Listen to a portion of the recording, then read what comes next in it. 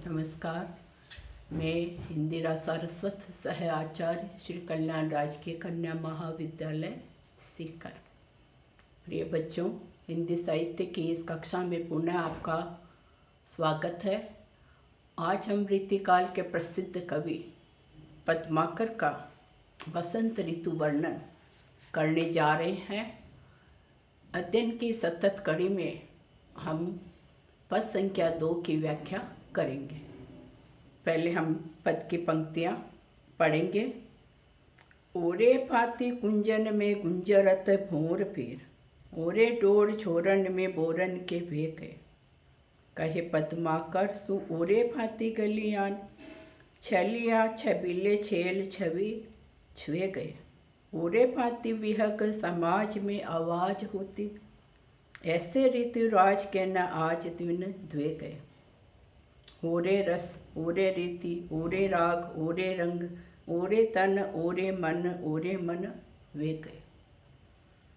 यहाँ इस अवतरण में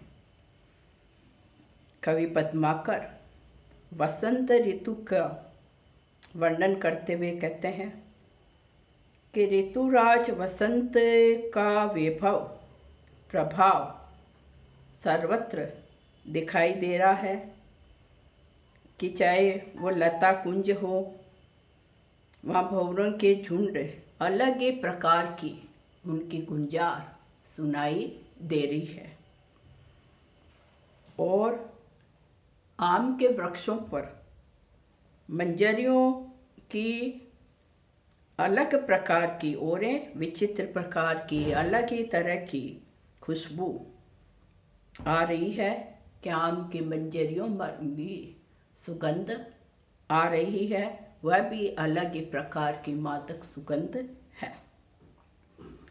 ओरे फाती कुंजन में गुंजरत भोर पीर, और भंवरे भीड़ समूह के कुंजों में अलग ही प्रकार की भंवरों की गुंजार सुनाई दे रही है। ओरे डोर छोरन में बोरन के वे गए, और आम के वृक्षों के बोरन मंजरियाँ कि उन पर जो मंजरियाँ हैं उसमें भी सुगंध आ रही है, वह भी अलग ही प्रकार की आनंददायक वह सुगंध है। कहे पद्माकर सु ओरे फाती गलियान, छलिया छबीले छेल छवि छुए गए।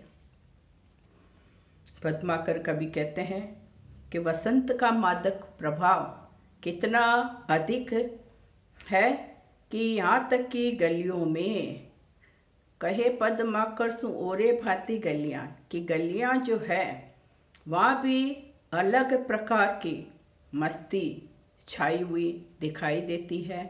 छलिया छबीले छेल छवि छुए गए, कि इस वसंत का मादक असर सर्वत्र गलियों में, कुंजों में, आम के वृक्षों पर सर्वत्र नजर आता है। यहाँ तक कि गलियों में छेल छबीले मस्ती करने वाले नायक जो है कि सुंदर उनकी शोभा विलास को धारण किए हुए दिखाई देती है। ओरे फाती छलिया छबीले छेल छवि छुए गए, कि छलिया छेल छबीले नायक युवाओं की जो उनका सौंदर्य है वह गलियों में नाचता कूदता हुआ दिखाई दे रहा है। ओरे फाती वियक समाज में आवाज होती, ऐसे ऋतुराज के नाच दिन देखे। आगे की पंक्तियों में कवि पद्माकर कहते हैं कि यहाँ तक कि पक्षियों के समूह में भी, विहग पक्षी समाज समूह के पक्षियों के समूह में भी बहुत ही मधुर आवाज़ सुनने को मिल रही है वसंत के आगमन पर, कि उनमें भी मस्ती छाई हुई है पक्षियों में, वे भी कलरव करते हैं, मधुर उनकी आवाज़ सुनने को मिल रही है वसंत के आगमन से। तो इस वसंत का प्रभाव तो पेड़ पौधों में, पक्षियों में और मानव समाज में सर्वत्र इस वसंत का प्रभाव दिखाई देने लगा है। कवि कहते हैं ऐसे ऋतुराज के न आज दिन देखे, कि इस ऋतुराज वसंत के आगमन के अभी 2 ही दिन नहीं हुए हैं, अर्थात कुछ ही दिन हुए हैं, लेकिन इस वसंत का आनंददायक प्रभाव और इसके कारण इंसानों की प्रकृति की जो क्रियाएं हैं, वसंत के आगमन के कारण उनमें जो परिवर्तन दिखाई दे रहा है प्रकृति में, इंसानों में, वो सर्वत्र वसंत का प्रभाव देखने को मिल रहा है कि सर्वत्र ही मादक वातावरण प्रकृति में छा गया है। कवि कहते हैं, ओरे रस ओरे रीति ओरे राग ओरे रंग ओरे तन ओरे मन ओरे बन वेग।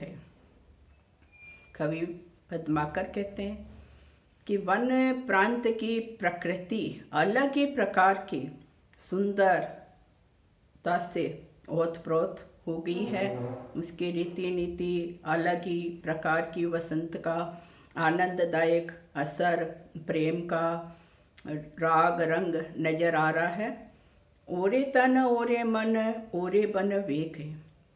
तात्पर्य यह है कि संपूर्ण प्राणियों में और संपूर्ण प्रकृति में वसंत ऋतु का प्रभाव व्याप्त है, फैला हुआ है, और उस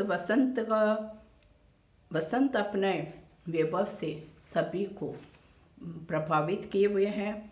तो सर्वत्र वसंत का प्रकृति में मादक जो वातावरण फैला हुआ है, व्याप्त हुआ है, वसंत के आगमन से आनंददायक जो वातावरण है प्रकृति में, उसका कवि ने यहाँ वर्णन किया है।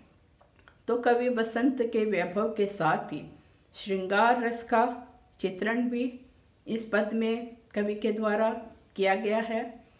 ऋतुराज वसंत का प्रभाव बहुत ही सुंदर, ऋतुराज के प्रभाव का वर्णन कवि के द्वारा इस पद में किया गया है। अलंकारों की दृष्टि से हम यहाँ देखें तो अलंकारिक रूप से कवि ने इस पद की पंक्तियों में हमें एक वर्ण ओरे भांति कहीं अवर्ण की आवृत्ति नजर आ रही है। इसी प्रकार से यमक अलंकार का भी सुंदर प्रयोग कवि ने किया है। कवित्व छंद इस पद में है। तो संपूर्णतः वसंत ऋतु का कवि ने बहुत ही सुंदर वर्णन किया है। धन्यवाद।